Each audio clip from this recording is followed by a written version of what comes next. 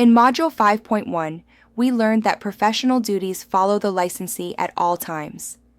In Module 5.2, we examined how written authorization protects everyone when possession is involved.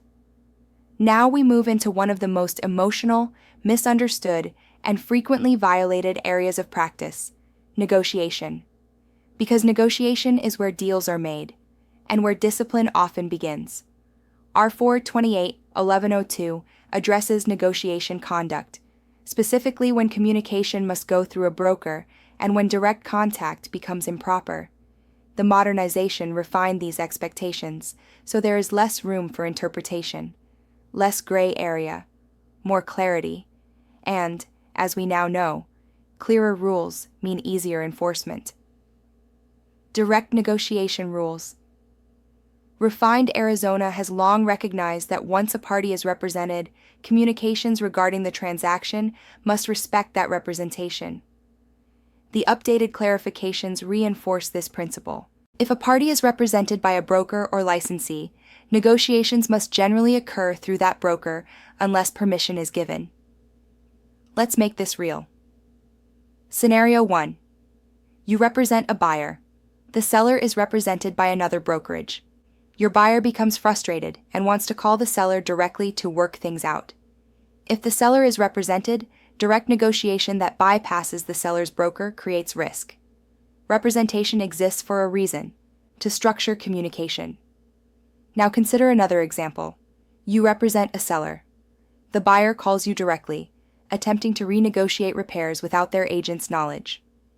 Even if the buyer initiates the contact, you must handle that communication properly and ethically. Improper direct negotiation can undermine agency relationships and create conduct violations.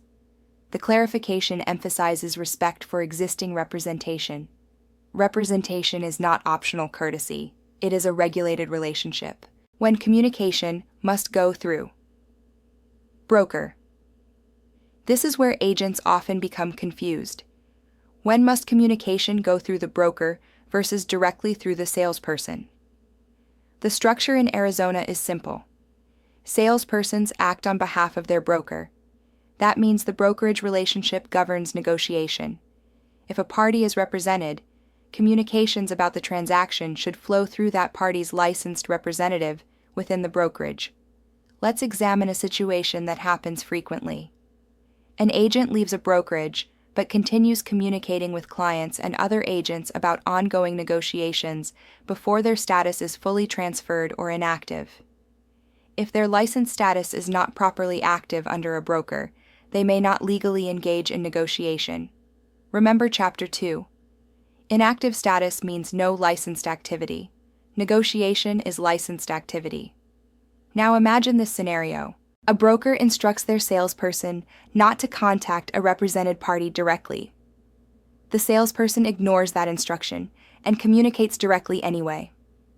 Now we have a supervision issue under Article 11, a negotiation conduct issue under R428-1102, potential fiduciary alignment concerns under Chapter 4.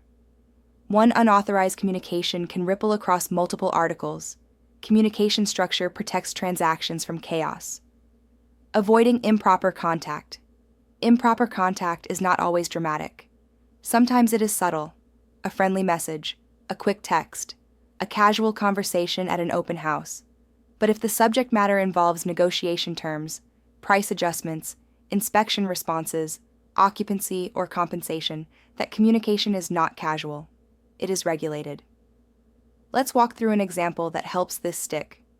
You are at a property inspection. The buyer and seller begin discussing repair concessions directly. You step back and allow it because they're just talking. If the conversation turns into an informal agreement and it conflicts with formal negotiation channels, confusion and complaints may follow. Professional structure matters. You are not there just to observe. You are there to manage regulated communication. Now consider a more serious example. An agent intentionally contacts a represented seller directly to suggest that the listing agent is not acting in the seller's best interest. That crosses into improper interference territory and may violate professional conduct standards. Strong advocacy does not mean bypassing representation. It means operating within it. Why negotiation rules matter more. Now, the modernization clarifies negotiation boundaries because digital communication has changed everything. Direct messaging, texting, social media contact, group chats. Representation boundaries can blur quickly in the digital age, but the rule remains stable. If someone is represented, respect the representation. If you are unsure whether communication is appropriate, involve brokers. Structure prevents misunderstanding, and misunderstanding is the seed of complaints. A real-world enforcement example. Imagine this scenario. A buyer claims that the listing agent pressured them into accepting new terms during a direct phone call without their agent present. The department investigates. Was the buyer represented? Did the agent communicate directly? Was there permission? Was the conduct appropriate? If records show unauthorized direct negotiation, exposure increases, even if the deal closed successfully. Negotiation success does not equal compliance. Process matters. A simple negotiation. Rule to remember. If a party has representation, respect it. If you are unsure whether communication is appropriate, pause and confirm. If emotions are high, double your professionalism. Negotiation is not a battlefield. It is a regulated environment, and your license depends on how you navigate it. How this leads into Section 5.4.